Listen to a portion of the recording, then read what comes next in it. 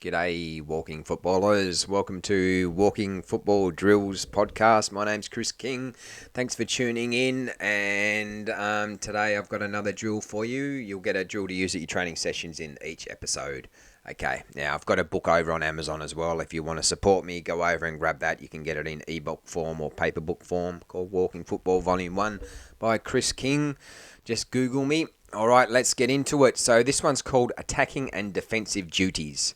Alright, so it's set up a game, but you pair the players off. So it's like man marking, person marking, woman marking, whatever you want to call it. 1v1 situation. So you're responsible.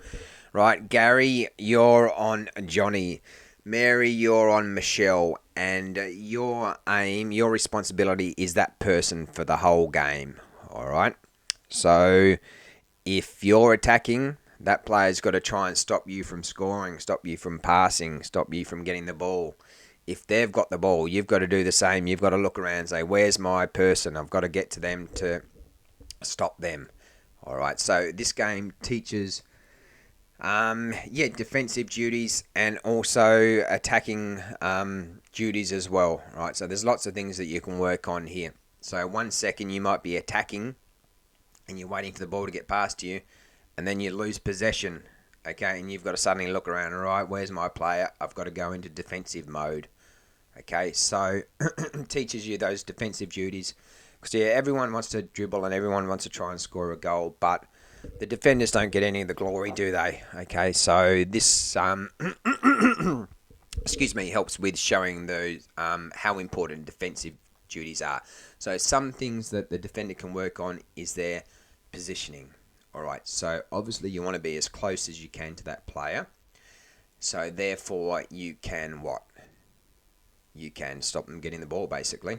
So if they don't have the ball, you can stop them from receiving the ball. So you might want to position yourself side on next to them so that if they are about to get a pass, you can step in.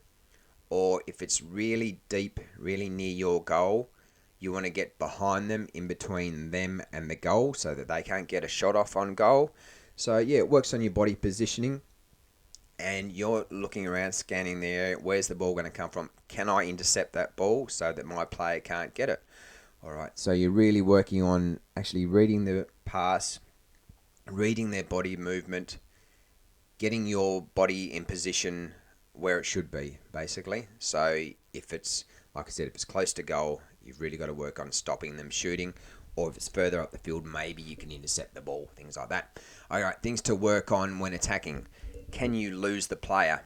All right, so maybe get in there on their blind side, which means kind of off the shoulder where they can't quite see you. So maybe move behind them and then pretend to go left and go right. And it might just give you that extra yard or two where you can walk away from them and receive the ball. Okay, so don't just stand there tapping your toes, all right, and just hoping that the ball will get to you. A little bit of movement, all right, and it'll keep them guessing, it'll keep them off balance, and they'll have to constantly, I think, all right, you're there 1 second, and next thing you know, you're 2 yards away, and that's all that you might need to be able to receive a pass and then have a shot or pass on to another attacker. Okay, now, so that's that. What some variations that you can work on here is to put your best players on each other, so then it's nice and competitive, okay? And the opposite of that is, if you've got some novice players, have a word with them, put the novice player onto a better player, and then they can learn from them, all right? So you've got 2 ways to do that, and what the whole point of this as well, if you're marking that player, and say if they get an assist or if they get a goal, make a small punishment for that player that's meant to be marking them. It might be 10 push-ups. It might be 10 toe taps. It might be cluck like a chicken, moo like a cow, something like that. So keeps it fun, but it also teaches that, they've got to do their job first and be responsible for that player. All right, guys, hopefully you got some valuable information, and that's a drill that you can use either during the game at the end of training, or you can just use it as a drill just by itself. So thanks for tuning in. As I mentioned, I've got a walking football book over on Amazon, so just search Chris King Soccer Coach and you'll find it over there.